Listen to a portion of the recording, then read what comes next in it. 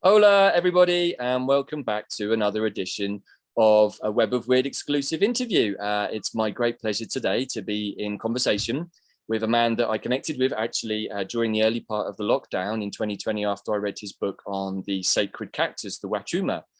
His name is Sergey Baranov, and he's going to be talking to us today live and direct from Peru. Hola, Sergey, how are you? Hello, David. Mm. Good to be here. Good. So I'd like to first of all start this discussion, Sergey, with getting you to tell our audience a little bit how a man with the surname Baranov got to be living in Peru, working with a sacred cactus in the Andes. It's quite a journey, I think. So perhaps you could start there. Yes. Yeah, it's a long journey and it's a long conversation too. So I'll try to keep it as short as I can. So I born in Ukraine and at the age of 12 and a half, almost 13, we moved to Israel with my parents.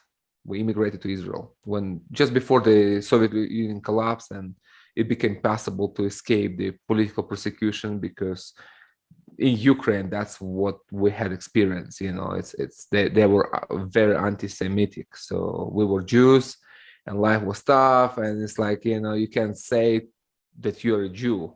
You have to lie basically. To kind of stay alive. It's a Western Ukraine, a very bad place for Jews. So we left to Israel and we were told that it was our homeland and we are going home basically. So no more political persecution. You can be who you are. You can say that you're a Jew. You can live your life without watching your back. So we went there and Soviet regime took our passports away. They say, okay, you leave one way, you never come back. And that was Ukraine was part of the Soviet Russia, but then Soviet Union. So we just took the chance and we went and came to Israel and uh, just to find out that the political persecution didn't end it, as we thought it will, because now in Israel we became Russians. So it was like very ironic, we escaped one place to come to another place and we became just kind of the same unwanted citizens by the locals because they were saying, "Look, we are Jews, you are Russians, get out of here, go back to Russia." And we're like, okay, well, there is no more Russia. I mean, Ukraine, but it's all the same thing. So it was like another 12 years of the same kind of stuff with a different flavor, being Russian in Israel when in fact we are Jews. We're Ashkenazi Jews, and in Israel they have Sephardic Jews, which is not much different. It's just people from different regions. I mean, I don't even know what it means at all. I still don't know what Jew even means. But it's just besides the point. So that was life in Israel for now 12 years, and at the age of 24, I moved to America in search of it was a spiritual seeking. I joined a fourth way kind of school, you can say. It's a fourth way. It's a philosophical system brought to the West by Gurdjieff and then developed by Ouspensky. And I was attracted to it, and it was resonating with my spiritual inquiry that I always have. And it just happened that way that I could join in Israel. It was like a branch of, it was like an international thing, international organization, which they call themselves a school of awakening, the only on earth. We can talk about that too if you want. And then the teacher was living in California, so I thought, okay, I need to be, after like a year attending the lecture sessions, so whatever you call that. So I thought, okay, I need to be close to the teacher to get the teaching directly from a person who is allegedly enlightened, and to avoid misinterpretation by other people. So I want to get direct teaching from a person who kind of channels divine into your head. You know what I mean? Uh-huh. So I said, okay, I need to go to California because that's where he lives. So that was a whole new chapter in my life. I just left everything and went to America. And I became a slave in a cult. That's all in the first book. I So we can remember. talk about it too. And but the good thing is that from America, my spiritual search really has begun. It just become possible. It just was not possible to do what I wanted to do with plant medicine from Israel. It just was like too far, too impossible. Like to go to Mexico to look for Don Juan, man. That was just like to go to the moon. You know what I mean? It's like peyote. What is peyote, man? It's like it's very hard physically, technically to. I didn't speak any Spanish, didn't have any money. I'm in Israel, on the side of the earth, and it's like Mexico. It's just not possible. It's just like all you got is like books of Carlos Castaneda, and that's it. And you're like scratching your head and popping some ecstasy pills in the forest, thinking like about Don Juan. That's all you have. You know what I mean? See. So, but from America, that's really became possible. The search actually became possible. And then after all this, drama in the cold, I kept searching the whole time. I used psychedelics the whole time. That's the only thing that kept me alive and sane in the cold, to withstand the brainwashing and all that stuff. So I never give up on that. And I was doing basically what I was always doing: reading books, taking psychedelics, thinking, contemplating. That's it. That's my way. So, and then I started to, I always felt like deeply from childhood that, I was attracted to shamanism always. From that, just like seems like came with me in this life. It seems like I born into it somehow. I don't know. Because the place where I was growing, just to explain, like for you guys, like from the West, it's hard to understand what does it mean, Soviet communist regimes, like Iron Curtain, full on restriction, like gulag environment, basically. You know what I mean? It's just hard. Like everything is prohibited, everything is forbidden. Even religion was forbidden. I mean, you can be arrested for reading Bible back where I was. I mean, forget taking peyote or mushrooms. We're talking about just going to church and just like, talking about Jesus, man, get you in trouble. You know what I mean? Mm-hmm. This is the place where I'm coming from. It's like the only religion in communist state is it's a state itself. That's it. There is no more God. There is no God beyond the state power. This is who you pray. This is who you worship. This is who you listen. So that's the environment we live in. So it's like shamanism, spirituality, plant medicine. That's not even a part of vocabulary. That's not even part of the collective consciousness. So I don't know how, but I was there, 5 years old, already thinking about stuff like this, like consciousness, how to go through death, where I'm going from here, I don't know where it came from, but I was growing in that kind of inner environment, which was not triggered by anything external, So I always wanted to find shamans and have a real shamanic experience, out of ordinary, out of kind of beyond words and concepts, like to see with my inner vision, with my third eye, which I learned about later, reading Eastern philosophy books. But I already knew the concept before without even knowing the names. So I was looking for this and looking, and then of course, when I read Carlos Castaneda, I was like 19 years old, living in Israel. And I felt the magic in the pages. I felt the real in it. I felt like, whoa, this is real stuff. The wisdom is there, So I was taken by it completely. And I thought, I have to find Don Juan in my life. This is just have to happen, It's like, I don't know. I don't care what it takes. I have to find this guy, So it unfolded. And then from California, I started to look for shamans, and I found people in Peru, then Mexico, and then Arizona. And I found real people, real medicine people, and real medicines. And I thought, like, okay, now the doors are open. Now I really can explore.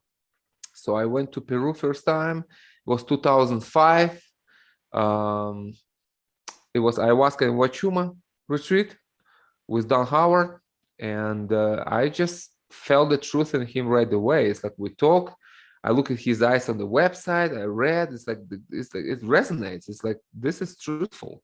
This is real. This is experience-based conversation. So we talk, and I saw like, okay, this guy knows. I need to meet him. So I came and we just started basically 3.5 years journey together. I was coming in, going out back to California, but he was my first teacher, real teacher. And although I came to ayahuasca and Huachuma, it was just the first time.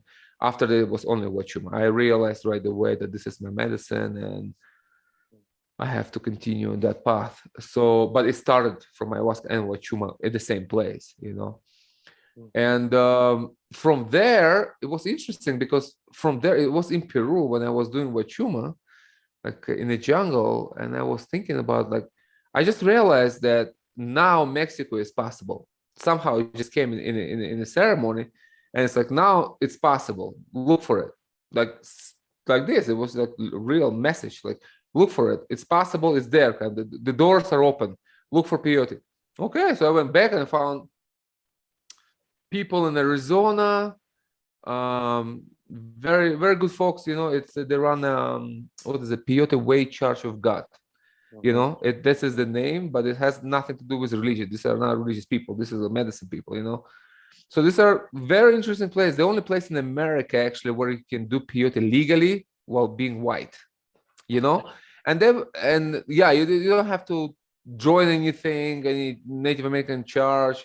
This is non-religious rituals, which I respected very much, because with all due respect for other traditions, I'm not a guy, I'm not religious guy. I don't like rituals in that sense. I like freedom. I like me and nature spirit. That's it. I don't like restrictions and kind of you can lay down, you can drink water. That's just not my way. I respect their way, and there is truth in it, and I understand what they're doing, but that's not my way. And I found that to be very useful for me when I went there. So the way they work, they just give you the medicine, firewood, you sit in the desert by yourself under the star, drink the medicine. That's it. So I went there, and I write about this in the first book and everything that happened there. But then what was important, that through that experience, through them, I was led to Mexico, and I found shamans in Mexico, the rituals, which was very, that's like the whole new chapter in my life. That's literally, that's probably why I'm here doing what I'm doing, because what happened in Mexico, the near-death experience, the shamanic initiation. So I'm very grateful for that, for sure. Although back then when that happened, I thought that very unfortunate. It's so interesting, like 32 years. Listening to your journey up until this point, Sergey, because in many ways it mirrors my own. I also discovered Don Juan at the age of 13, living in Cornwall, down in the very west part of Britain. And at the same time thinking, oh my gosh, this is kind of totally far out. This guy's having all kinds of experiences with datura, with peyote. And where on earth am I going to find Don Juan or peyote in West Cornwall in 1993, 94, which is when I was at school, and had the same thought as you. I ended up also in investigating other types of mind-altering substances like ecstasy, because that's what was available, and that was my beginning into the world of shamanism, but very much similar to yours, actually. And it's funny that now at this point in my life, I'm in Mexico, and I was thinking about this just this week, and the journey that I've taken with Grandfather Abuelo. He's been with me actually since I was a young teenager, and now for the first time I'm living in the land of peyote with Grandfather, and I'm growing him. He's here in my garden, and he's been with me actually since I arrived. It was one of the first things I did, is I went to the Mercado de Sonora in El Ciudad in Mexico City, and I bought some peyote plants. Bueno. So there's a little grandfather right here, right there, man. So it's a lovely connection across the cactuses, from the San Pedrito and the Peyotito as well, to hear your story and see that the two medicine brothers here have kind of had a similar journey. And it's led us both to Mexico. So perhaps we can continue the story from Mexico to your place in Peru. Yes, I was actually going to Peru and Mexico in parallel. It was the same kind of time. It was Huachuma here, Peyote in Mexico, like literally in the same, within like, January here, March there kind of thing. It was back and forth. That was a triangle. So it was 2008. when I went there, for the last time, and that was when I nearly died there in the ceremony. That was a near-death experience when I was stung by deadly scorpions right in the peak of Peyote ceremony, and spent 3 days in hell. Literally fighting for my life, literally.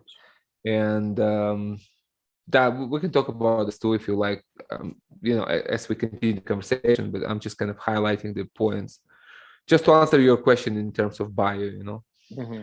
So, and after that, literally like 5 months after this, there were more signs followed after this, that I realized that it's time to pack up and move to Peru, because I wanted to go to Peru since the beginning. I just came here.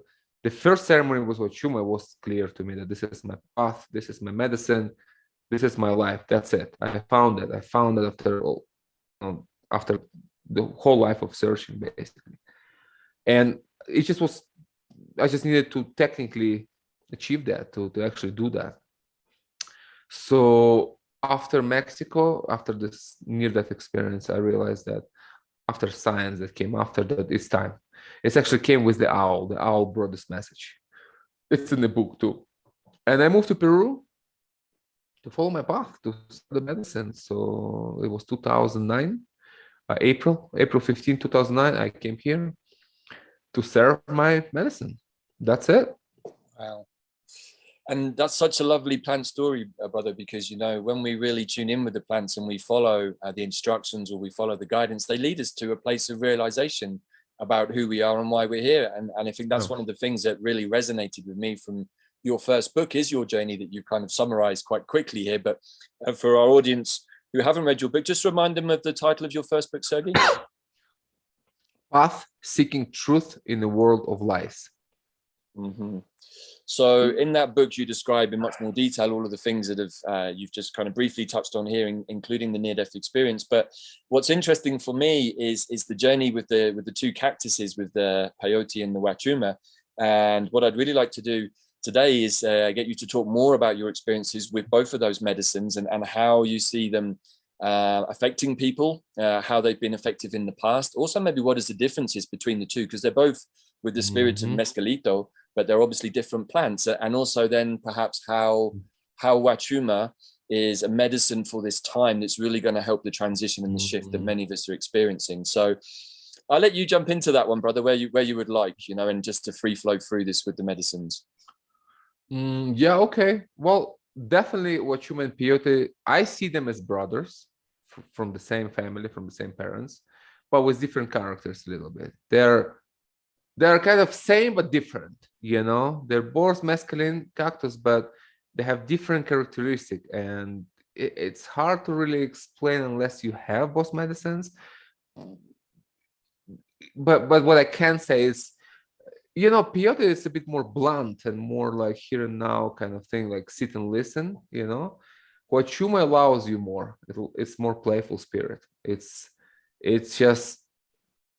very wise, but it's just a loving, kind, playful spirit. It just allows you to enjoy more. It just allows you to enjoy the beauty of it, which with Peyote was a bit different. You had to pay attention more to what was happening. Here you have more space. Huachuma gives you more space to okay, son, don't worry about this. You have the whole eternity to figure this out. Just enjoy the beautiful clouds, and it's just you have that kind of that's something I didn't see in Peyote. It wasn't that. It was just a bit different kind of attention. It was a bit more demanding, I would say.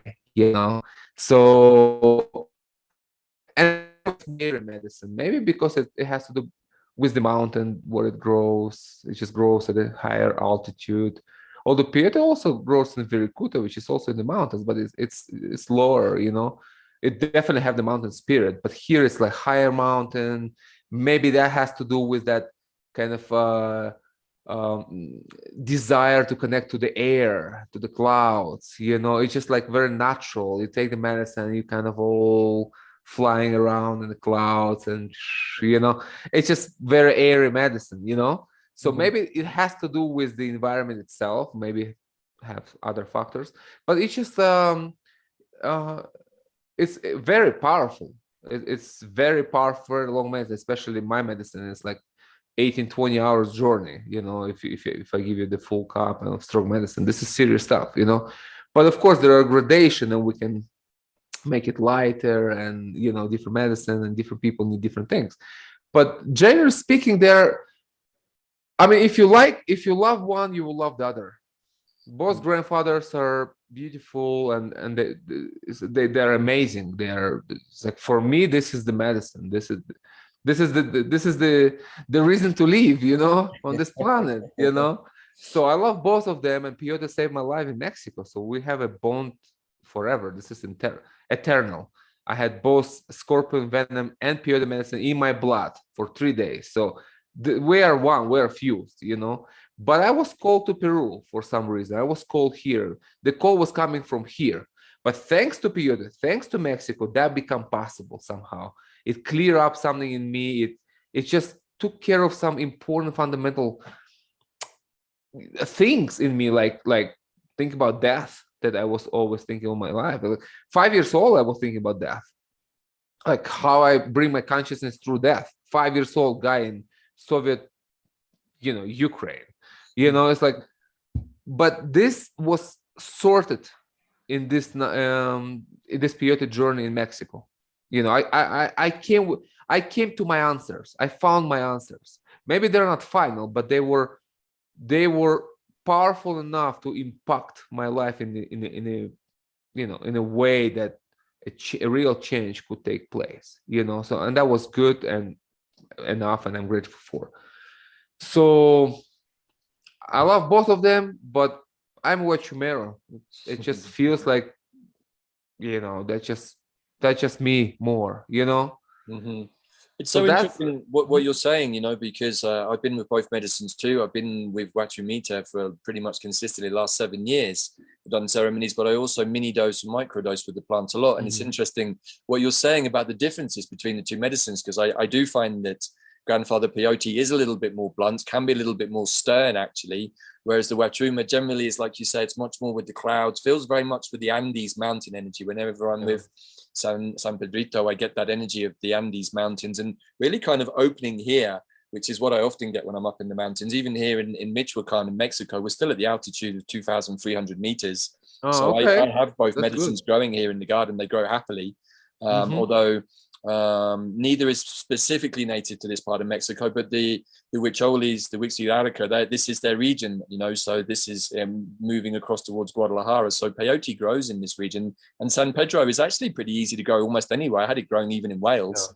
But yeah, it's interesting. I think that you're right in the way that you described. Is like sometimes the peyote is a little bit more like sit down and listen to grandfather. He's got something important to tell you. Whereas the San Pedro is like, yeah, I got something to say, but hey, we can get to it in our own time. And be more gentle and be in our hearts and maybe smile and look at the clouds and look at the way the trees are moving and suddenly become super interested in how pretty a flower is and that kind of stuff, right? Yeah, absolutely. That's if we want to get to the way how I work with the medicine, we can do that. I just don't want to deviate from the conversation. But since you mentioned that, yes, the beauty of Huachuma, this is where it is. This is where the healing is. This is why I do ceremony in the daytime. I use daylight. I work with light, with sunlight, with beauty. So it's that. It's like the beauty is the shockingly awakening beauty. That's what Huachuma really comes. And you can just look at the flower and the dance of the tree in the wind, and you can understand the whole universe. You can understand your life in the tree. You just look at this sunshine, and it's like the insight's coming, and you understand that you will never be the same person again after this, after seeing this, after understanding this. So this is how Huachuma teach. It's through beauty. It's visual, but in that sense, it's visual, not visions like ayahuasca. That's a different realm. This is visions of what is there. What is there is the Huachuma is the magic of nature. It's finding divine in nature. Ayahuasca is more other dimensional medicine. So it's different. When we talk about visions, we need to make sure people understand that these are not the same visions. When we drink the medicine, we don't hallucinate really. We see what's there. The same amount of trees, the same amount of mountains are there. That doesn't change. But the way you see them changes. Yeah. You see the world of animation. You see the world of, living beings. It's the world of the nature Everything. spirit, Sergey, right? We get Nature. to Yeah, see it's a nature nature as it spirit. really is. Yeah. I think what It's you just very, said is so yeah. important. The visions or the imagery that we see between the medicines such as ayahuasca or the sacred mushroom are very, very different to that from Different. the cactuses. It's Very, very another different. world. It's not Another real. world. See. It's very important. It's like it's a different dimension, it's different realm. Huachuma, it's one dimension. It's a dimension within dimension, but it's here. It's the nature, it's the Mother Earth, which becomes a portal to cosmic understanding. But it's through here. Ayahuasca, she takes you to another realm. It's a different dimension. It's her dimension, it's her realm, and it's her portal. It's like a different portal to the same space, you can say, because they're all really brothers and sisters. They're all grandfathers and mothers. These are the grand teachers of humanity. They're all equally important and powerful and wise, and they're just different. And there's different medicine. You need a different time in your life. True, and as we know, the medicines come from different environments. So ayahuasca is very much a jungle medicine. San Pedrito is very much a mountain medicine. Peyote is a desert medicine, and so accordingly, they have different characteristics that open up different spaces, right? Yeah, exactly. And when you have them all, then you get a full picture. That's why I always encourage people to work with all medicines, because each has something to teach you, and then you kind of complete your teaching from another teacher, and then you go to another teacher, and then at the end you understand everything. Like the clarity comes through all of those experiences, and I'm like dedicated with Huachumero, for over a decade. I don't do any other plants unless peyote, that's always welcome, of course. And ayahuasca, we do ayahuasca too, because there's a specific purpose why I drink for myself, and we also host ayahuasca retreats here, but for me personally, there is a reason for that, so this is the medicine I work with, but they have their own timing, we don't do it the same day. It's like we rest, we do, it's like it's all scheduled in properly, with enough rest in between. So basically that's how I work with both medicine here. Interesting. So, I'd like to get you to talk now a little bit about how you do work with the medicines in ceremony at your place. You have a center up in Sacred Valley, I think, right near Quitac or somewhere in that region. Yes, in the Calca, it's a heart of Sacred Valley near Cusco. It's like an hour drive from Cusco. Yeah, we have a healing center here. And tell us how did that come about? How long have you been running retreats there? And perhaps you can tell us a bit about how you run the medicine with your clients. Yeah, okay. Well, it all started from a cornfield. It was a cornfield that me and my wife, we married 13 years ago when I came to Peru. I met her 7 months after coming here, knowing that she's here. That's a whole nother story. It's all in the book too. So I was looking for her to start a family, to start my path. I knew that she's somewhere, but then when I came to Peru, I knew she's here. She has to be here because my medicine is here and I'm not going anywhere. That's it. So this is final destination. From here only to the cemetery. I'm done with the immigrations. I found my home finally. So it was a cornfield, and it was we were sitting together on the cornfield, and I had my medicine, and we took it, we shared it, put an offer to the land, and look at the mountains, and said, here will be our home and our retreat center, and we'll have people coming from all around the world to drink medicine in a beautiful, safe way. And she trusted me. She always trusts me. She thinks I'm crazy in a sense, but she trusted me. It's like, and she's like, yeah, okay. And that's how it started, from nowhere. We didn't have any money at all. We didn't have, at that time, we didn't have money to even eat in a restaurant in town. It's just like very cheap. But, it's like I just came here. Nobody knew me. I was just starting my path. And then we had we started a child, and my wife was with a child, so it's like she can work. I'm like trying to find my way here through the medicine, because that's what I came to do in Peru, and I refuse to do anything else. That's it. This is my calling. I'm going to answer my calling. So that was like a I was determined, and I was like following my passion, and that's it. It was hard. It was hard, like financially, of course, but you have to have faith in your path. You have to trust that that you will be taken care of, and you just do the right thing, because it's coming from your heart. So I think that's a really important point, actually, Sergey, just to emphasize, because so many people don't follow their heart. And I think, obviously, being San Pedro, it's all about the heart. But it's like, if you're really following your path, and particularly when it comes to plants, things like a lack of money and lack of resource, they're challenges that you overcome rather than blockages that you allow to stop you on your path, right? Absolutely. It's like this is, you go stronger, you grow stronger through this.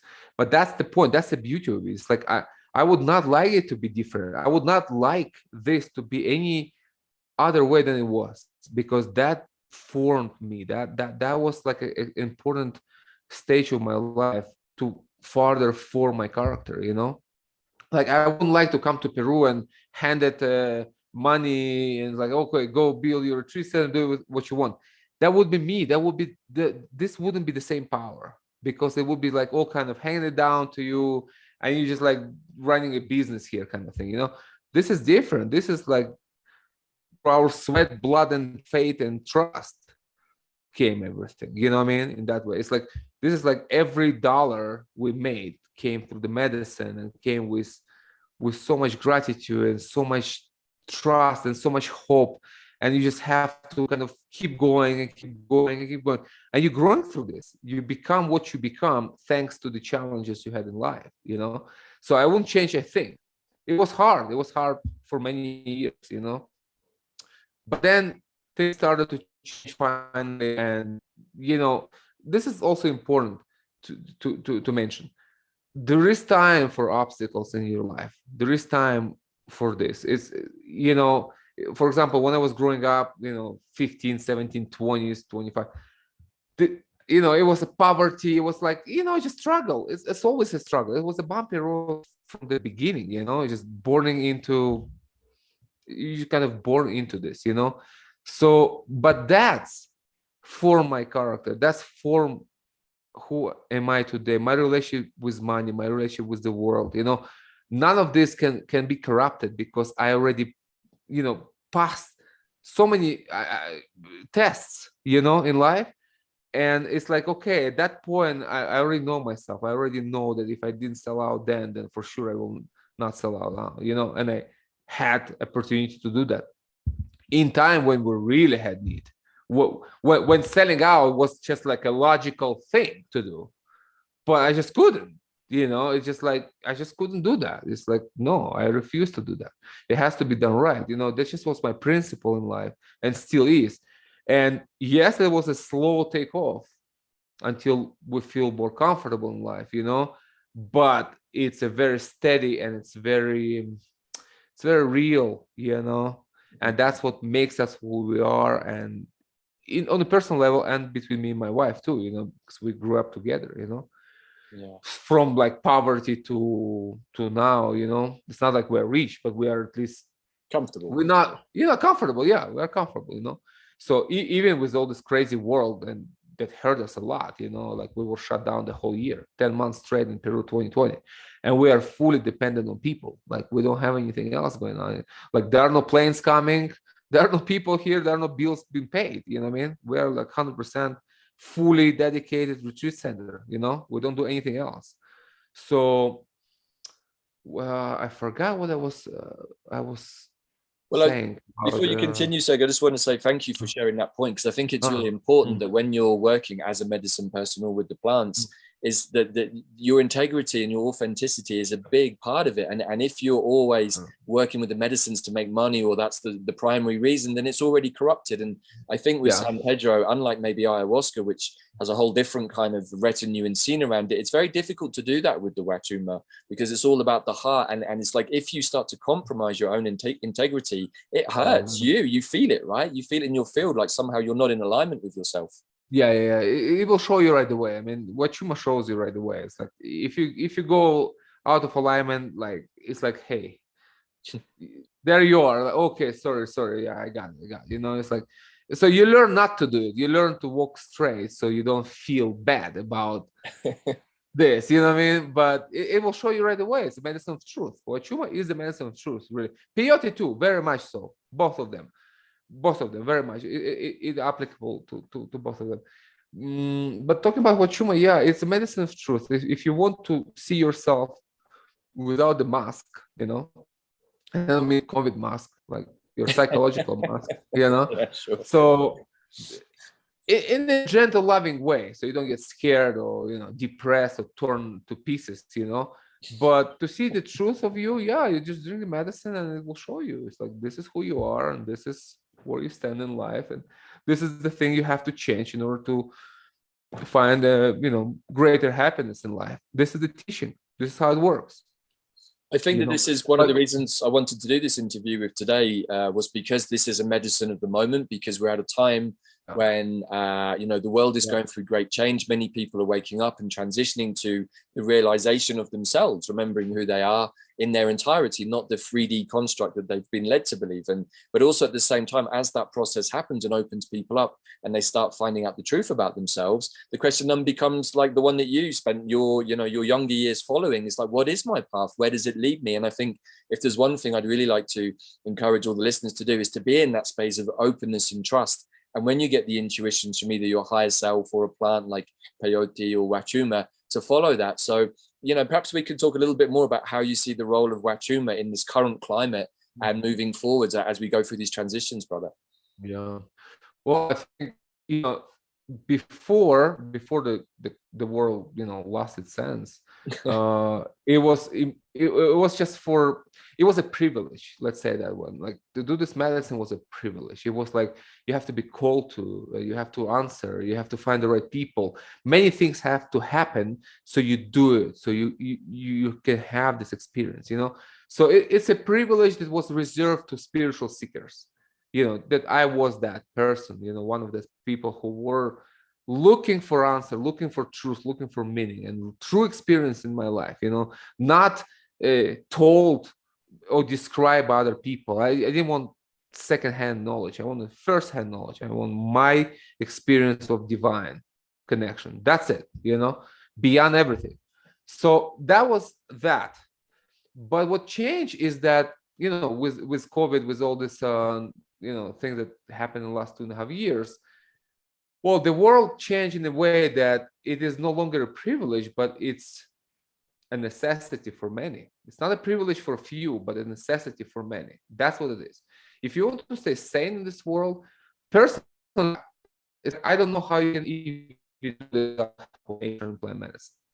Like if I would be living in the city somewhere in America during all this time, I would probably go crazy like everybody else. There will be no way for me to even stay insane. You know, it's like knowing myself and all this, like, be locked down somewhere in an apartment in San Francisco. My God, I would like to jump through the window, man. It's like, you know what I mean? I would just end this. It's like, this is nuts. You know, it's like, you know what I mean? Of course, I wouldn't do it. I'm not a suicidal person, but you know what I mean. It's like, that would be probably what I would be having in my thought. That's what people do. People suicide. People kill themselves. I know personally people who end their lives because of these stupid lockdowns, you know. But that's not a question. I don't want to get angry right now. You know, we're talking about beautiful things here, you know. But the thing is, like, I live in Peru in the mountains, in the nature, and I have medicine. And for us was hard too. Even for us was hard, which I'm like fully connected. I'm one with everything here, you know. I eat medicine every day if I want, you know. But it was hard. The whole thing was just psychological. The pressure was so hyped up and was so difficult that even I was like close to get to depression in the first month, like in April, you know, when it all started.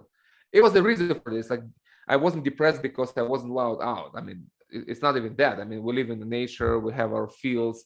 I was taking my dog and medicine, you know, around, taking my children to the river, you know, we're not, you know, you just don't go on the streets where there are soldiers with machine guns. I mean, it's just completely crazy, you know.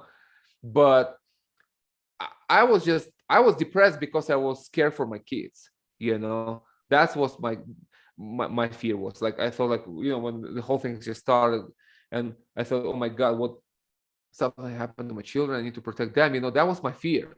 And then when we kind of realize the children are safe and they're not affected, but the danger is, for adults, then the fear come back and like, okay, what if we die? I mean, I have small kids. How are they going to live in this crazy world without me and my wife, protecting them, guiding them? So the fear was kind of both ways, for them and for us, but it's also kind of for them. It comes back to my kids, So that was very depressing. It's like, man, this is like nuts.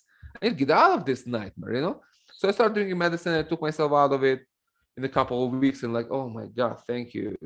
I just lost my way for a couple of weeks, maybe even for a month, something like that.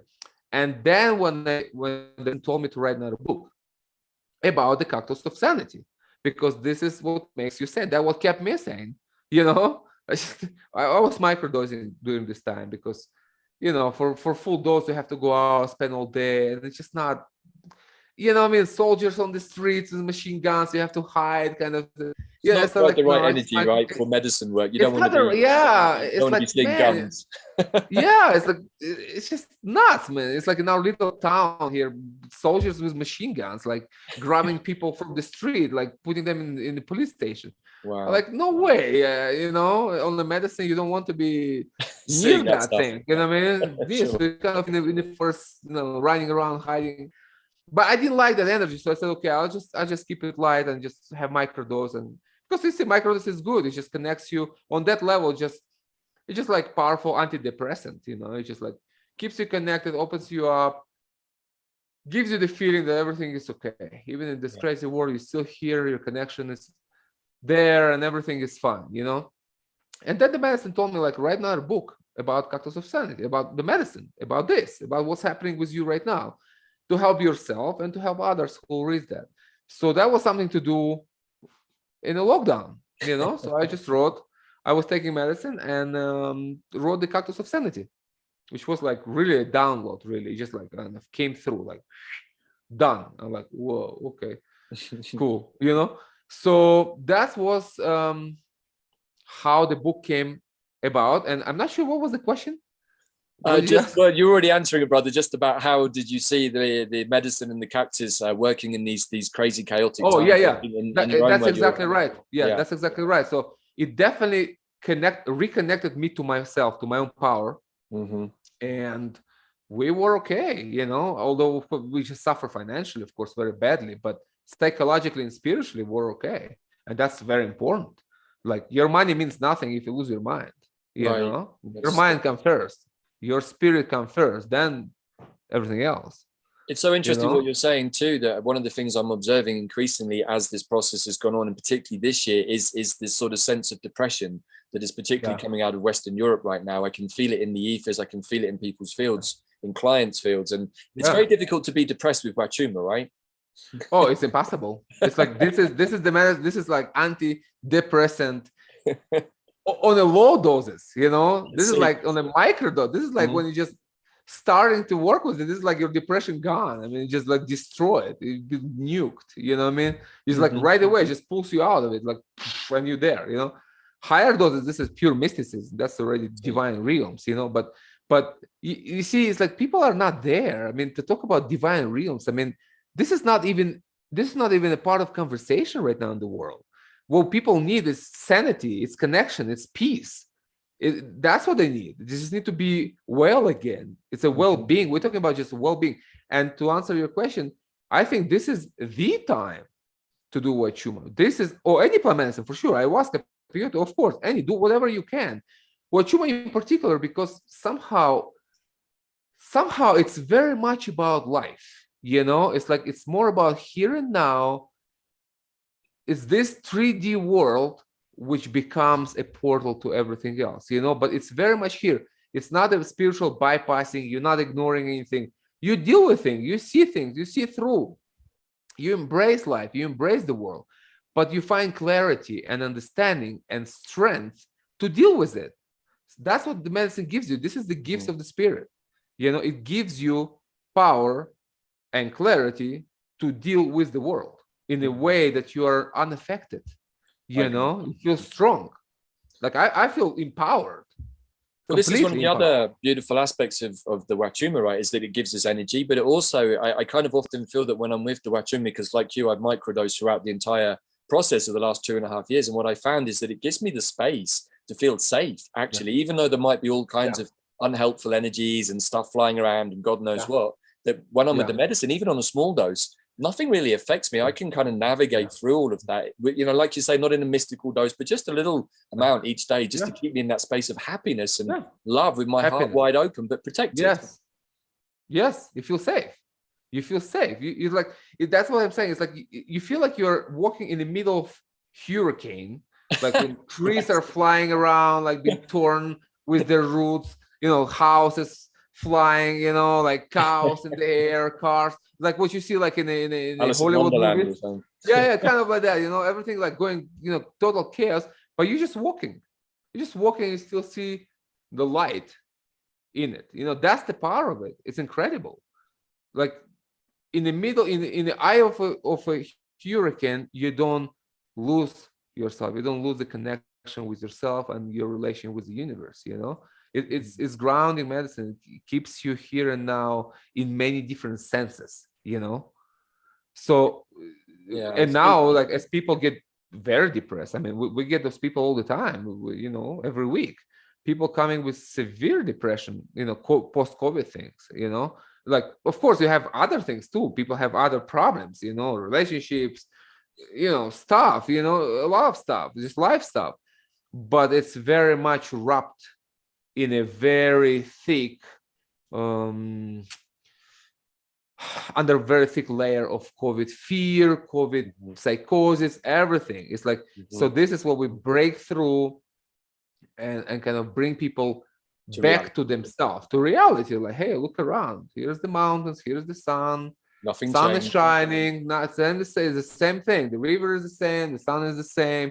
Here's the mountains. Everything is okay, and you are okay too with it.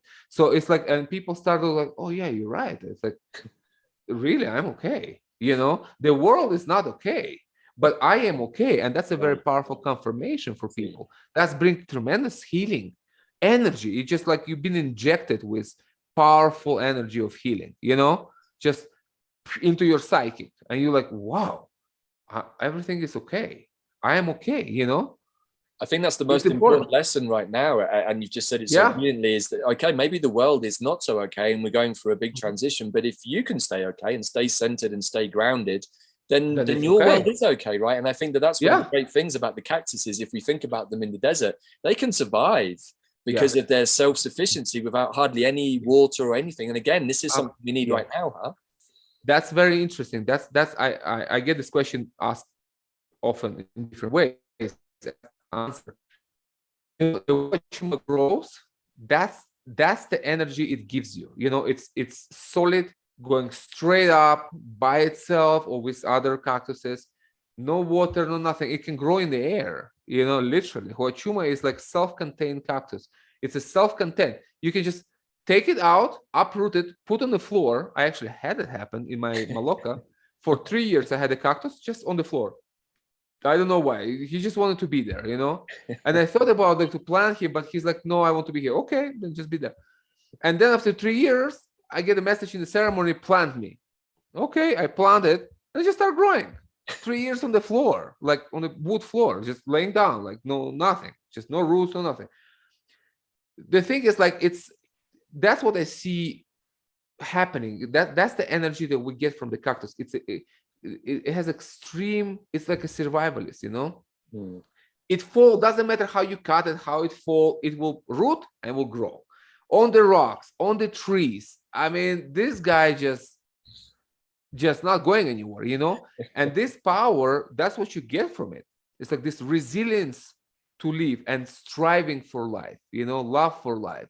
So that's what we get from the medicine. It's like this incredible supercharge of a life force that kind of pushing you through, which what you're saying like resembles how it grows in the wild, you know. So we get that on a physical level, the survival ability, you know. And here how I translate in my work, it's through psychological way. It's like to give this energy to people so they can survive through this madness to this crazy time, and which isn't going away, by the way.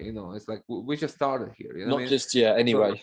We've got a little Not bit just more work yet. to do yet. Yeah, Humanity has a yeah. little bit of cleaning and Sure. purging and releasing to do before we There is a really lot there still, so you need that energy to move through without giving up, without falling into despair, without losing hope. It's like you live in the city, like the vibes of the city, which is pollution, all this is like bad for your soul already. You're like, you're out of alignment just living in the city, just in a normal city before COVID. That's already bad. Now it's like you're in complete ghetto, like, so with the medicine, you can break through the matrix of fear and live your life anywhere. Even if you go back to the city, that's okay, because you become like a Neo kind of in the matrix. You're just there. You're using the matrix for yourself, but you're not being used by it like a battery. You know what I mean?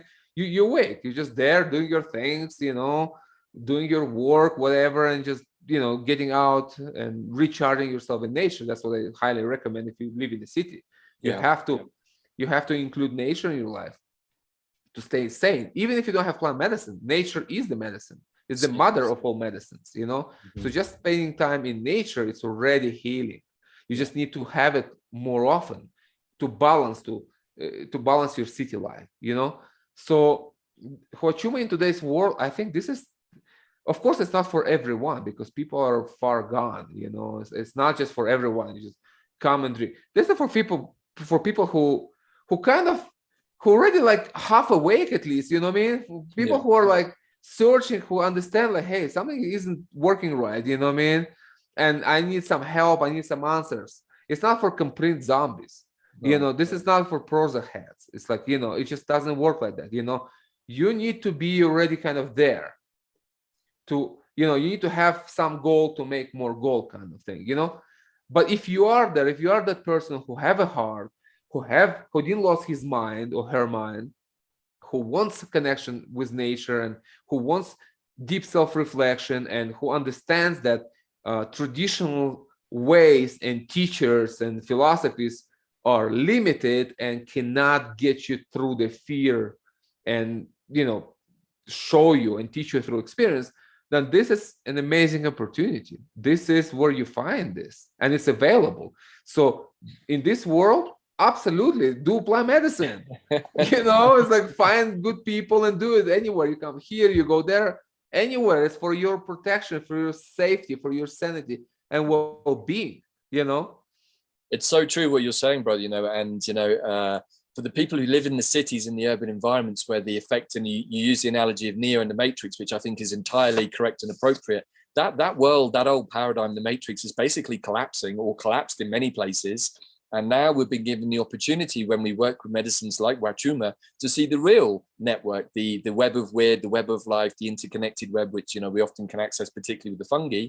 But also the San Pedro shows us the nature world, the beauty of the middle world that we exist in, with the plants and the animals and the four-legged ones and all of these beings. And we're at a time when, as that, how to say, the matrix collapses, and maybe the apron strings to mummy and daddy, which really have been the matrix for the population for a long time, we're suddenly growing up. Humanity is going from being an adolescent to being an adult, and it's a little bit frightening for some people, as all of the anchor points fall away and all of the things that we knew were solid and stable are falling away.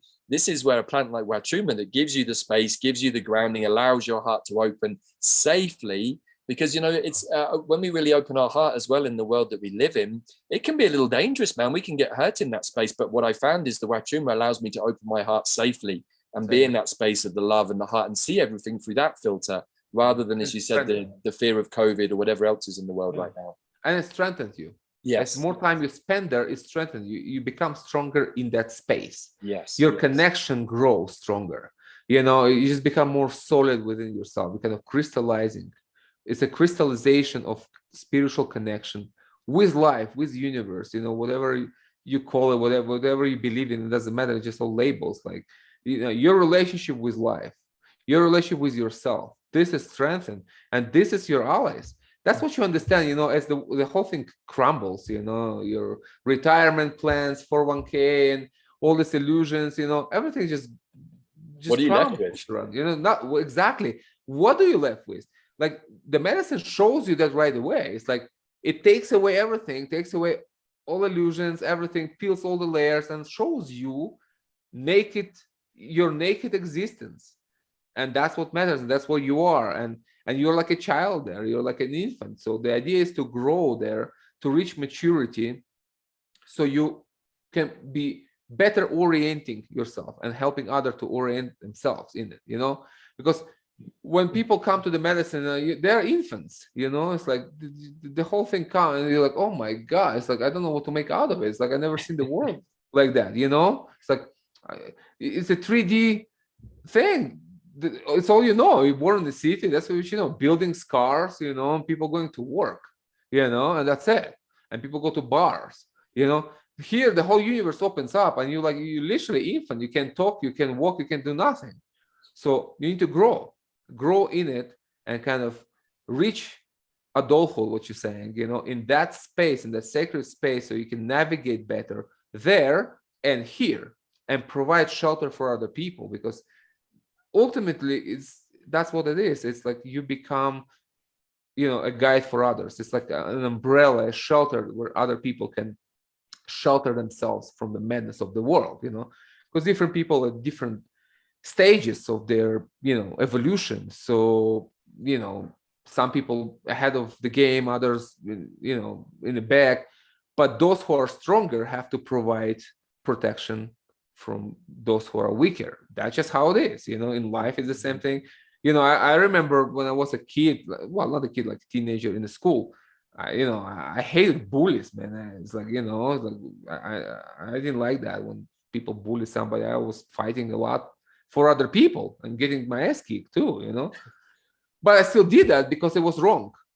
I didn't like that. That's wrong.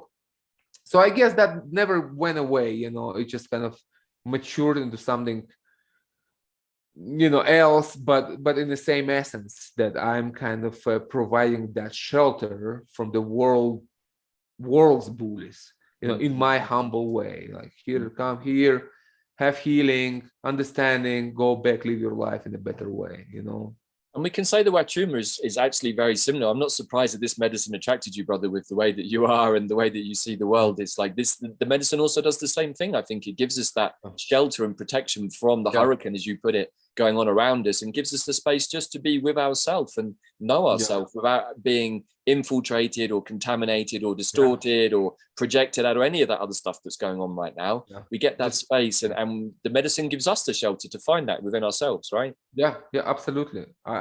Yes, I found great resonance with the medicine from the beginning. So I'm still discovering that kind of this connection, but we're talking 15 years of medicine, we're talking thousands of ceremonies, and it's still like, wow, I think we can probably drink medicine until we're like 150 and still be learning something, because these are bodhisattva beings. These are powerful Buddha type beings, cosmic beings, star beings, manifesting here on the planet to help teach us and heal us. So we have a lot to be humble for, right? Yeah, absolutely. I see no end to it. I'm not looking to end. I'm not looking for it. It's like, this is a journey. I find joy in the journey, not a destination. There is not a place to reach when you find, oh, now I'm like enlightened being, and I'm like, no, none of this, guys. I'm just a servant. That's it. I'm a student of nature. I'm a student of Huachuma. I'm a servant, humble servant, loyal to Huachuma. Nada más. That's it. That's all I am, and I want to be that until my last breath, because that's exactly, that's the problem when you see among other medicine men, and that's very, painful kind of things to see when people lose that connection, and they confuse themselves with the real master. The master is the plant. You are not the master, you're the student at best. Okay, the master is the teacher is the plant. As long as you remember that, you're okay. When you forget that, you become a guru, you become a shaman, you become all kinds of things, and we see that around, it's like, it's just enough, it's just missing crown on your head. That's really just missing, it's like this is when you lose your way. You lose your humility. You're done on this path.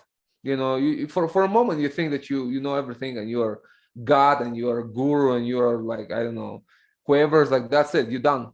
It's like you just become a joke. You become an object of you just become an embarrassment for yourself. I mean, so that's important. That's just important when you work with the medicine. I agree, and maybe that's true with other medicines more. I see Oh this yeah. with ayahuasca, particularly not so much with the cactuses, but with the with ayahuasca more. Yeah, the jungle medicine very, very much. Yeah, very much. It's like you see that. It's just like, yeah, and that's very unfortunate because your medicine become corrupted and this actually become poison. That's what you give to people. It's like if you're not in line with your integrity, and if you think that you are God, then what are you giving to people? This is not medicine. I agree, and maybe that's a conversation for a future podcast, because it's definitely one that's that I've observed many times over the years. But we're now into the final few minutes, brother. We've rattled through an hour already, and it's been fascinating to listen to your journey with the Huachuma and the cactuses. But also, just for this last 5 minutes, I'd like you just to briefly, just quickly introduce your new book that's come out, and also give our audience an idea of where they can connect with you, and if they really want to connect with the Huachuma and they're living in deepest, darkest South London, how are they going to meet you, brother? Okay. But that's already a lot of questions here, It's like, no, I gave you 3 last questions. You choose which one you want to go with first. Okay, so if people want to learn about Huachuma and my work with Huachuma, I recommend, reading my first 3 books. First is a bio, and the second is the Mescaline Confession, Breaking Through the Walls of Delusion. That's already been written after 10 years of medicine work, and kind of look into the matrix from that perspective, and some real hardcore research and history of mescaline. It's more technical but very interesting, and I share some really intimate stories there. So definitely recommend that. Cactus of Sanity, very important book. Just came through the hard time of lockdown, and it's just important thing about Huachuma, about life, today kind of thing. Like 2 years ago, it's still the same world. So that's for people who really just want to learn about the medicine and come work with us. Okay. Now the new book that actually going to Amazon today, as we speak. Yeah, I just have to, after the podcast, I will have to review the formatting, and it goes. That's a different book, guys. This is like really a different book. It's like I just felt that I have to, it's like every person have to make a stand in life. Like you have to make a stand. Where do you stand in today's world? What do you think about everything what's going on? Politics, lockdowns, COVID scare, vaccinology, all the madness that we were witnessing for the last couple of years. What do you think about all this, honestly? Like you need to make a stand as an adult. That's just I feel like as a human being, it's my responsibility as a father, as a husband, and as a citizen of the world, as a human being, as a fellow human being. So I felt like it was in me, and I feel like, no, you know what, this has to be out. I have to go on record and say what I say, and hopefully help people to reclaim their mind from the fear, and help people to move through this, and basically putting things together. I just, everything that is in the book is in the public domain, if you know where to look. So there is nothing like, I don't have a hidden secrets and information from an intelligence agency. I'm not a whistleblower, man.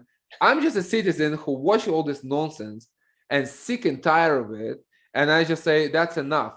This has to be said. So I wrote a book about what's happening in the world and how to survive the new world order that's been planned for us and being installed. I mean, this is a real thing happening there. This is all admitted. This is not a conspiracy theorist. This is a conspiracy fact right there in your face, if you know how to look. So what I did, I kind of assembled the picture into coherent image so people can see, research for themselves, and make their own conclusion, basically. So it's kind of a psycho-spiritual political book. I remove all the plant medicine from all the spirituality. I mean, it has like a flavor of it, but this is a different book, guys.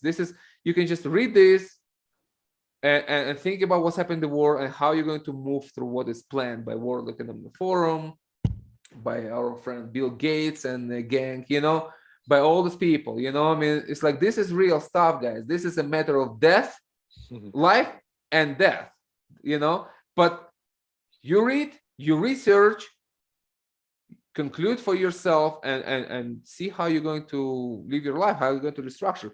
So that's the title of this new book. It's Dancing in Hell with Eyes Wide Open, How to Survive the New World Order. That's coming on Amazon today. So by the time this will, this podcast will be available for people, the book will be already there. So I will provide you with the link. Yeah, if you could tell our audience what is your website address, I'll put all of this in the show notes too, Sergey, so it's easy for people to find, but just as a heads up. Yeah, it's a huachumawasi.com. I also started an Instagram last year, so it's a growing page there. It's at huachumawasi. And of course, in the link will be better, for people to, just to click on that, because the word may be hard to pronounce, and, to avoid yeah, and you also have a YouTube channel too, so I'll put all of these links in the bottom. And if people are feeling the call of the cactus and the mountains, then they can reach you on your website, maybe. Yes, website, absolutely. Just write on the website, the conversation starts there, and we open all year round, as long as there are planes, flying. We are open, we're here, which is not a guarantee anymore, but we are here, guys, for you. And to, if you're looking for a place to do medicine in a safe way, and really really to look inside and look outside and see things for what they are, and kind of shake the fear off and really find clarity and support and guidance, then this is the time and this is the place. Yeah, I couldn't agree more, brother. And I think that's a great place to end today's podcast and interview. It's been an absolute delight to connect with you in person for the first time after reading the books that you've talked about, which I highly recommend to anyone out there who's got an interest in following the path of plant medicine, particularly of the Huachuma. But in general, I think what me and Sergey have talked today about is applicable to many medicines, and this one is just particularly about Huachuma today.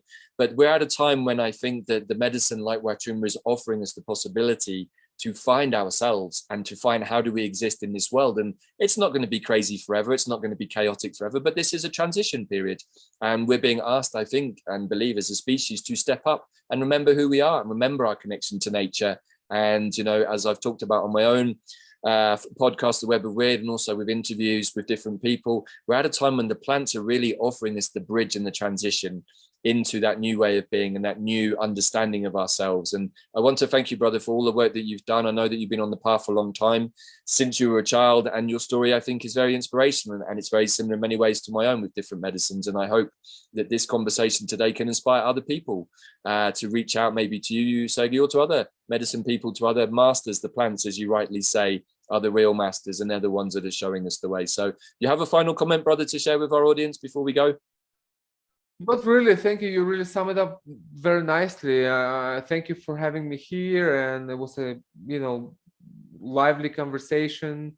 I was just coming out of a bad cold that I had like for a few weeks. First time in my life, so I was a little bit concerned about if I will be able to talk and without clearing my throat every 5 minutes and making people feel annoyed by that.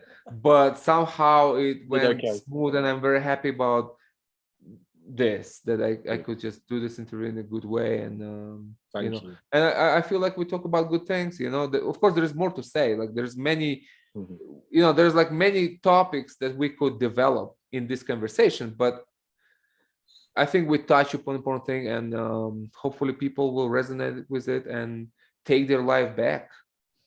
I agree. I hope, brother, and thank you. Yes, I mean, we touched on so many topics, and this is a huge topic in itself. And today's conversation was meant to be an intro into the world of Huachuma and Sergey and the work that you do, because many people maybe have not come across this medicine before. I mean, ayahuasca is very well known, so are the mushrooms, but Huachuma less so. Because there's not so much written about it, and it's not entered into the Western mindset so much. But I really, which is very good, because it kind of protects itself from corruption and stuff, from tourism in a bad sense, like ayahuasca tourism kind of thing. So it's a good thing. It came late and it's good. I'm actually happy about this, but people need to know about this medicine, because this is a time for this is the time for it. And just to end it up, I had one guest who already before here a few times. She came last year with severe depression. The world got her. You know, she's like a wealthy Russian woman with 3 kids. You know, like business person, like everywhere. You know, but the war got her. She lost her way. She literally lost her mind, and she wanted to suicide. Wow. So she came to me as a last resort. She just helped me out here. You know? So she spent a few weeks. We worked. We broke the depression thing, and everything was fine at the end. But she told me like the same thing that I told you before. But that was her word. She said like before, like something like what I said before. Like before it was privilege to come here. Today it's a matter of salvation. That was her word. So and that's, I agree with that. That's what it is. It's no longer about seeking for answer. It's about staying sane and surviving and maintaining your mental health. I totally agree, and I think that's a great place to finish. And I wish to thank you, brother, for all the work that you do. I respect the work that you do, which is why I wanted to get this interview out there to bring the energy of Huachuma to a wider audience. And again, just to also say, you know, when we sit in circle with people, as we've touched on, be discerning about who you sit and share your medicine with, because you know that does have a big effect. And I think that as we move forwards, as humanity wakes up, as we become more discerning, but also as our connection deepens with nature, we come much more into a place of humbleness and respect for the beautiful planet on which we live and the beautiful beings, medicine beings that we share this space with. And I really have a prayer that as we evolve through this space, that's something that will be an absolute fundamental cornerstone of the future of humanity, is the connection to Mother Earth and the medicine beings. Yes. So I wish to thank you, brother, for your time, beaming in live from Peru. Thank you so much. Good luck with the new book. We'll put all the details. And thank you everybody for listening, and we hope to see you again on a future show. Ciao for now. Take care, everybody.